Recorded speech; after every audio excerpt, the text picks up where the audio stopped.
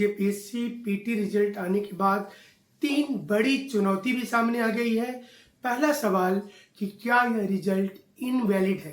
दूसरा, क्या बाहर के बच्चों का सच में ज़्यादा चयन हुआ है। और तीसरा, क्या नियम के मुताबिक परीक्षा के लिए 1.5 महीने का समय देना चाहिए था मेंस के लिए। और क्या चौथा भी सवाल आ गया है कि आज फिर से कोर्ट में ये मैटर चला जा रहा है।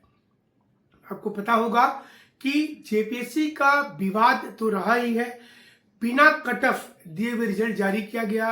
तो चलिए, हो सकता है जल्दबाजी में ऐसा हुआ होगा, ये लोग मान रहे हैं।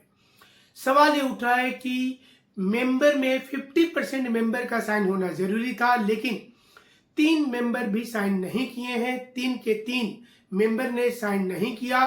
तो अंदर में जेपीएससी का मैनेजमेंट बनाम मेंबर की क्या अंदरूनी विवाद चल रही है, और बिना साइन का रिजल्ट निकाल देने से क्या ये वैलिड है या इनवैलिड है, इसे अब कोर्ट में कुछ स्टूडेंट्स चुनौती देने के लिए जा रहे हैं। सवाल ये आ रहा है कि ऐसा करके जेपीएससी का क्या छवि खुद से धूमिल होता जा रहा है, और क्या एजेंसी का नाम इसमें सबसे प्रमुख है। क्या एजेंसी का टकराव चल रहा है और एजेंसी अपने मन से निर्णय ले रही है। क्या पीटी का रिजल्ट होल्ड पर चला जाएगा, और इसे लेकर कोर्ट में मामला चला गया है, क्योंकि 16-17 दिन में बच्चों को तैयारी कर लेनी है, मेंस लिखना है और बहुत भी समस्याएं हैं। सूत्रों के मुताबिक तीनों सदस्य साइन करने से सिर्फ इसलिए इनकार कर दिए कि उन्होंने कहा कि उन्हें पारदर्शिता नजर नहीं आ रही है। जो सीट था अनरिजर्व्ड कैटेगरी में, उसमें तकरीबन 425 बच्चे आउटसाइडर हैं, जिसमें मुख्य रूप से हरियाणा राज्य के सबसे अधिक है, उसके बाद उत्तर प्रदेश राज्य के हैं और उसके बाद बिहार राज्य के हैं। यानी कि अगर किसी सीट में सोचिए कि अनरिजर्व्ड कैटेगरी में अगर 1100 रिजल्ट लाना था और उसमें अगर 425-450 लोगों का तकरीबन 40 से 45% लोगों का बाहर के बच्चे आ जाते हैं, इसे लेकर सदस्य चिंतित थे और उन्होंने सवाल उठाया था इसे लेकर, और यही मूल वजह बना साइन नहीं होने का। सदस्यों ने यह आरोप लगाया कि उनसे बिना पूछे हुए बहुत सारी नियमावली को ताक पर रखकर रिजल्ट निकाला जा रहा है, इसलिए वो साइन नहीं करेंगे।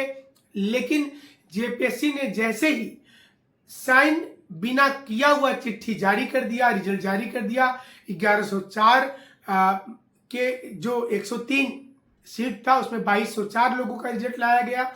अब यहाँ पर ये सवाल सामने आ रहा है कि क्या इस रिजल्ट के वैलिडिटी को चुनौती दी जा रही है, और क्या इससे आगे की प्रक्रिया बाधित होगी।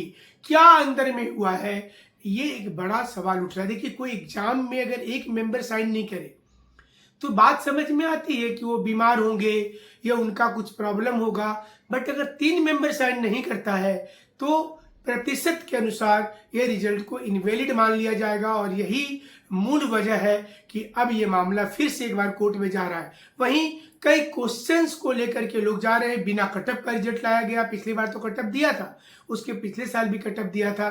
तो ये तमाम ऐसे मुद्दे हैं जो अब विवादों में आने के बाद आगे बढ़ता जा रहा है। तो देखना होगा कि आगे कोर्ट इस पर क्या निर्णय लेती है, क्योंकि कोर्ट ने 30 जून को स्पष्ट किया था कि आप रिजल्ट जारी कर दीजिए, और अब इस पर कोर्ट ने अपना निर्णय साफ तौर पर जो बताया था उसके आलोक में रिजल्ट तो निकल गया, लेकिन रिजल्ट निकलने के बाद ये वैलिडिटी को अब चुनौती दिया जाएगा और संभवतः एक बड़ा मामला बन सकता है।